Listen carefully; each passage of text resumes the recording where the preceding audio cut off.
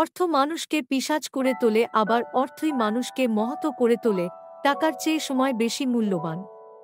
আপনি অনেক টাকার মালিক হতে পারেন, কিন্তু সময় সীমিত। সেই ব্যক্তি সবচেয়ে ধনী, যার আনন্দ সবচেয়ে কম। তোমার যখন অনেক টাকা থাকবে, তখন তুমি ভুলে যাবে সবাইকে।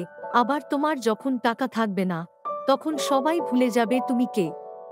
মানুষের প্রিয় হতে হলে অর্থনৈতিক যোগ্যতা লাগে। যার কাছে অর্থ বা টাকা নেই, সে কখনো কারো প্রিয় হতে পারে না।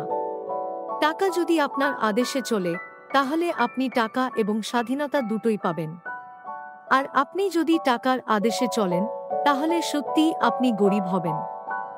টাকা না থাকলে মা বাবা ও দাম দেবে না। মানুষের সহানুভূতি পাওয়ার জন্য যারা আবেগ নিয়ে খেলে, যাকে বলা যেতে পারে আবেগের পরজীবী, তাদের থেকে দূরে থাকাই ভালো। এই ধরনের মানুষ নিজেকে খুবই ভঙ্গুরভাবে উপস্থাপন করে অন্যের সহানুভূতি জোগাড় করবে। তারপর নিজের কাজ হয়ে গেলে সেই মানুষকে অগ্রাহ্য করবে।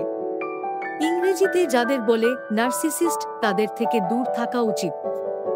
নিজেকে ভালোবাসার স্বাস্থ্যকর, তবে অতিরিক্ত আত্মপ্রেমীদের আশপাশে থাকা মানুষদের গুনতে চরম মূল্য। আশপাশে নানান ধরনের মানুষ, সবার মধ্যেই রয়েছে হিংসা, ভালোবাসা, প্রেম কিংবা রাগক্ষোভ। তবে কিছু মানুষ রয়েছে যাদের সঙ্গে থাকলে আপনার জীবন হয়ে উঠতে পারে বিষাক্ত।